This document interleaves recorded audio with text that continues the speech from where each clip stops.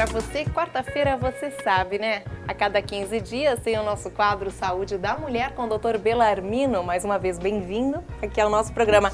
E lembra, né, doutor? Há 2 semanas atrás, a gente esclareceu as dúvidas mais frequentes das mulheres, tanto em consultório, quanto também aquelas pessoas que ligam para cá. Só que nosso tempo sempre reduzido, não deu para esclarecer todas as perguntas que tinham, né? Então hoje a gente continua. Até foi o que a gente falou aquela vez, a gente comentou isso, né? Na verdade, a intenção é retirar os mitos e verdades, né? Porque há muita confusão, o legado o cotidiano, o dia a dia, faz com que muitas crendices sejam alimentadas e elas permanecem, o que dificultam às vezes determinados tratamentos. E mais do que isso, você aí de casa vai poder também tirar sua dúvida ao vivo. Daqui a pouquinho eu já abro o telefone aí para você. Então já vamos começar com uma dúvida frequente, doutor. Com relação, mais uma vez, que aquela vez a gente já falou sobre isso, só que agora uma outra questão, com relação ao anticoncepcional. Muitas mulheres acham que ele engorda, dá celulite e outra, perde libido. Isso é verdade? Em parte, sim. Tem 3 gerações de anticoncepcionais que nós já comentamos aqui. E os de terceira geração, que são os mais lapidários, com menor quantidade de hormônio, esse não mexe com a libido e nem dá obesidade, gera obesidade. Agora, anticoncepcionais com uma carga hormonal muito elevada, os mais antigos, criados há 20, 30 anos atrás, que ainda estão no mercado, têm por efeito colateral varizes, estrias, retenção de líquido, porque a dosagem não era lapidada. A intenção do anticoncepcional cada vez mais é reduzir as taxas, obtendo a não ovulação e a regularização da menstruação. Então, dependendo do anticoncepcional, peso, altura, o biotipo, poderá ou não ter efeitos colaterais. Por isso é importante nunca tomar o anticoncepcional da amiga, ou da vizinha, ou da prima. Passe por uma consulta por um ginecologista, ele vai orientar, vai avaliar, é isso que se espera ao menos, e mediante isso ele vai sugerir o indicado. Aí o que acontece muito também é as pessoas trocarem um anticoncepcional sem a consulta. Eu estou tomando esse anticoncepcional, não está me fazendo muito bem, vou trocar por aquele outro. Isso também não pode, né? Até pode, mas está correndo o risco de ter uma gravidez não planejada, porque na mudança, dependendo se troca de dosagem hormonal mais elevada para um inferior, a mulher, o casal no caso, tem que se proteger pelo menos uns 10 a 14 dias após a ingestão dessa nova cartela, porque está tendo uma readaptação. Então, o pico ovulatório máximo é no 10º dia. Se não cuidarem, a possibilidade de uma gravidez é muito grande. Então, podem até trocar sem a consulta, o que eu não indico, e a Suza com certeza não indicaria também. É verdade. Planejamento familiar é muito importante, a gestação deve ser algo planejado, estruturado, o casal tem que ter alguma coisa a oferecer para esse ser humano que está chegando. Então, antes de trocar, faça uma consulta com o seu médico e pergunte a ele qual é o melhor para essa eventual troca. Com certeza, senão pode vir essa gravidez que não está planejada, como o próprio doutor ressaltou agora. Doutor, outro fato bastante importante que está aqui na minha listinha, das pessoas que sempre ligam para cá e também das dúvidas frequentes em consultório, é com relação à reposição hormonal, que normalmente acontece na fase da menopausa, né? Pode provocar câncer, doutor? Isso é uma polêmica enorme, vários estudos já mostraram que sim, e poucos, os mais científicos comprovam que não, desde que você faça, porque o nome repor é não colocar além do necessário. Se você consome, precisa de 20 litros de um combustível para ir até determinado local, e você colocar 40, você está saturando, você não precisa de 40. Então, a reposição, fazendo na medida certa, é a mesma coisa como algo oftalmológico. A pessoa tem um déficit visual. Então, pode ser meio grau, pode ser 1 grau, 2 graus. Ela vai ao oftalmologista, o profissional vai avaliá-la e vai dizer assim, você vai precisar de um óculos, hipoteticamente, para astigmatismo, hipermetropia, etc. e tal, de tantos graus. Então, a reposição, ela vem de encontro com aquilo que a mulher necessita. Se a reposição for feita exatamente com aquilo que é necessário para completar o que falta, nunca ocasionará nada. Agora, se ela tomar sem precisar, vai dar desconforto, vai dar edema, inchaço, saturação e, eventualmente, pode estimular, se ela já tiver uma predisposição, um tumor tanto ovariano quanto mamário e uterino. Por isso é importante o acompanhamento e dosagem hormonal. A gente só vai saber se precisa ou não pelo exame laboratorial sanguíneo. Então, na verdade, as mulheres têm que sempre fazer a consulta antes para saber também. Porque às vezes acaba tomando, eu estou nessa fase, Suzana, eu vou tomar, repor. Tem pacientes de 55, 60 anos que não precisam. E hoje é muito importante isso. Existem os fitoterápicos. O que são os fitoterápicos? São ervas provindas da natureza, principalmente muitas delas aqui do Brasil mesmo, da floresta amazônica, que produzem, dão um efeito muito similar ao estrogênio. Então não é necessário tomar um medicamento industrializado. A fitoterapia é totalmente natural? Totalmente, ela pode ser uma reposição totalmente fitoterápica. Tá. Só quando a mulher tem muitos fogachos, que são os calorões muito fortes, é que a gente faz por um espaço de tempo o quimicamente já vendido nas farmácias. E daí, através da fitoterapia, também vai evitar os efeitos colaterais. Até, de repente, como a gente comentou antes, no anticoncepcional, o efeito engorda, sanfona, eu até colocaria assim, Suzana, para deixar bem redondinho. Os benefícios, né? Por que se faz a reposição? Para a mulher manter a vitalidade que ela teve durante toda a vida fértil dela. E, se for uma senhora de 50 anos, ela vai manter o colágeno, ela vai manter vitaminas, sais minerais, as articulações vão funcionar melhor, ela vai ter um alongamento melhor, a libido fica melhor, a mulher fica menos predisposta à depressão, ela fica mais motivada, ela interage melhor com o meio, porque se ela acorda às 5, 6 da manhã e pensa assim, hoje eu vou fazer isso. Chega às 11 horas, ela começa a cancelar. O filho pede uma coisa, não quer fazer. Tal. E muitos desses casos são confundidos com depressão. É frequente mulheres procurarem psiquiatras, acabam na faixa preta, achando que estão depressivas, e na verdade é que elas não têm combustível para poder interagir com o meio. Olha só. Esse que é o fator. A principal causa, né? Bom, a gente já vai continuar, mas antes eu quero lembrar você de casa que agora sim você pode ligar e fazer a sua pergunta ao vivo aqui para o Dr. Belarmino. 33400070, esse é o nosso telefone. Ligue para cá e tire a sua dúvida, qualquer uma que for, com relação à saúde da mulher. Doutora, a gente falou muito em libido agora, né? Aí disse que a mulher perde o libido mais fácil do que o homem, ou tem faixas etárias diferentes, onde o homem tem mais libido e depois a mulher tem mais libido. Isso é verdade? É fato ou é mito? Não, é que, cientificamente falando, a testosterona, que é o hormônio masculino, tem uma ação muito mais rápida. Então, um homem que não tenha nenhum problema, tais quais diabetes, o uso do álcool, qualquer coisa que possa organicamente impedi-lo de uma ereção, a testosterona faz com que o homem esteja a postos, digamos assim, em segundos. Já para a mulher, pelo fato de ser teoricamente mais afetiva, mais sensível, ela requer o que se chama de preliminares. A mulher ela tem que estar muito bem envolvida, a mulher é mais romântica, é mais não que a gente não seja, não que a gente não seja, mas a respeito de libido requer um preparo. Às vezes a gente costuma falar em sexualidade feminina que o bom dia mal dado já pode atrapalhar o dia inteiro. A mulher não é rancor, não é nada, mas ela não digere muito bem aquela situação e aquilo vai se protelando, e quando chega na hora H, o homem, por ter a testosterona, e a mulher o estrogênio, né, que era aquele da reposição que eu estava comentando anteriormente, que repõe para manter a libido dela, ela não vai estar tão apta para a atividade porque ela se sente desmotivada. Então, geralmente a adolescência, que é quando começa a despertar sexual, mas o guri tanto é que é tomado como um troféu. Quanto mais conquistas ele tem, melhor ele é.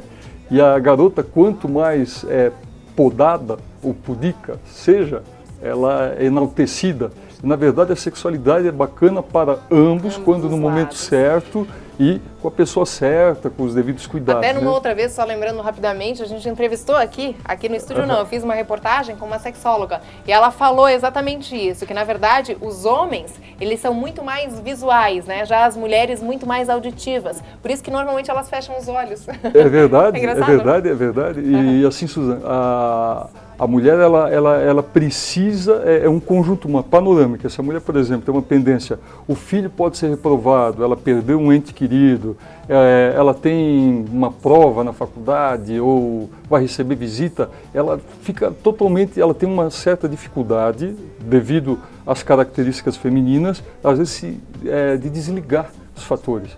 E a gente é criado mais, a parte masculina é criada mais para o trabalho e casa. Então, quando chega em casa, por questões históricas, se espera você não viu a tramitação do que ocorreu durante o dia. Então, há uma receptividade que nem sempre é correspondida. É cultural. É cultural. Mas que o hormônio feminino, porque se o parceiro tiver uma ejaculação precoce e a mulher não teve um parceiro anterior, ela pode passar uma vida toda sem saber o que é o clímax, saber o que é o prazer, e isso existe muito no nosso meio. E o cidadão, ele se acha autossuficiente, não procura o urologista. Então, quando a mulher está começando a se envolver e para poder ter o prazer, o homem já chegou lá e encerrou. E daí ela não vai ter o prazer dela. Ela não vai reconhecer o prazer. Na verdade, ela vai fazer aquilo que ela, eventualmente, no ritual religioso, o pastor, o padre, enfim, a pessoa que celebrou aquela união, diz, né, que na alegria, na morte e tal, a parceira sexual ela tem que estar disponível. Então, muitas mulheres se deixam, aspas, usar para servir ao marido. Quando, na verdade, é interessante para ambos que isso ocorra de uma maneira natural. Claro. Sai ganhando os dois. Com certeza, tá aí, né? Doutor, herpes vaginal e herpes labial, tem diferença ou é a mesma coisa? Não tem diferença, só muda a localização, mas é o mesmo tipo de herpes que ganha uma denominação diferente pela localização. O herpes labial é chamado de herpes tipo 1 e o genital herpes tipo 2, sendo que pode haver uma autocontaminação, a mulher ou o homem que tenha o herpes labial pode vir a ter o genital, eventualmente na própria higiene, na alimentação, ou não lava as mãos, alguma coisa, enfim. Até no uso de batom, né? Ou então a mulher vai se secar após a micção, uma coisa, algo do tipo, há um contato e depois toca na região genital, acaba levando o herpes labial e que se transforma em genital. Então, não necessariamente o herpes genital é uma doença sexualmente transmissível, mas ela pode ser uma autocontaminação ou vice-versa. Pode começar no genital e ter o labial. Doutor, outra dúvida frequente das mulheres, a gente até uma vez já falou sobre isso aqui num dos quadros Saúde da Mulher, mas quem não viu, né, é legal a gente esclarecer de novo, com relação àquele absorvente diário, que normalmente as mulheres usam diariamente mesmo, né, aquele absorventezinho. Sim. Isso pode dar corrimento? Muito. Isso o absorvente deveria ser de uso somente durante o período menstrual e evitar fora isso. Por quê? Porque a vulva já é algo interno. Então, nós somos em um país tropical, onde o verão chega às vezes a temperaturas de 40 graus. Então, com a sudorese, com as secreções normais do próprio organismo, isso aí cria condições para o desenvolvimento ou manutenção de um corrimento já pré-existente. Então, existem alguns que são internos mesmo, esses estão altamente contraindicados, a não ser que a mulher vá para a praia, uma ocasião especial. Mas não fazer disso como um exceção, costume, né? Exatamente. Como um hábito frequente, não. Mas sendo isso uma exceção, não tem problema. Agora, o protetor de uso diário também está contraindicado, porque geralmente é o protetor, uma peça íntima de lycra ou outro material sintético, né? Renda e afim, e mais o protetor. Então, aquilo ali, e a mulher trabalhando sentada, eventualmente, eleva muito mais a temperatura, mesmo no ar-condicionado, etc. e tal, aquilo ali é meio de proliferação para poder manter ou aumentar uma infecção. E de bactérias também, né? Bom, a gente já tem uma ligação aí, a Maristela que está na linha. Alô? Alô? Oi, Maristela, seja bem-vinda. Você fala de onde? Daqui da Rua Aranguá. Aqui de Blumenau. Isso. Ok, Maristela, qual a sua dúvida? É que eu tenho um menino de 3 anos, eu tenho 38 anos, e eu dou de mamar. Eu queria saber se tem algum problema ou não. Doutor. Helena, não? Maristela. Maristela. Isso, ele ainda mama. E a senhora tem medo de? Não, se tem algum problema assim ainda, de eu dar de mamar. Não, Maristela. A amamentação foi um tema que a gente abordou aqui no programa anterior.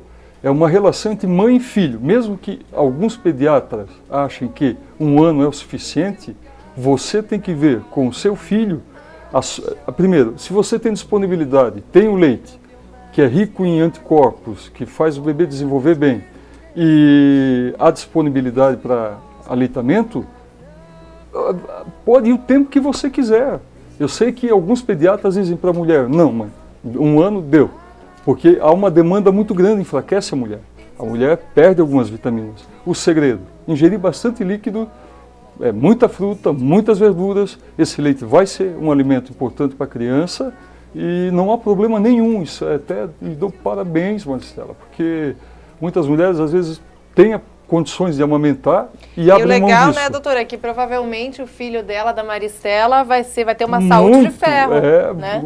Muito provavelmente, a Maristela, se estivesse em linha, confirmaria isso para nós. Com certeza. Obrigada pela participação, tá, Maristela? Doutor, dúvida frequente, clamídia. O que é? E pode comprometer o casal? Clamídia é algo muito sério, que vem crescendo a todos os anos, devido à alta rotatividade de parceiros e tal.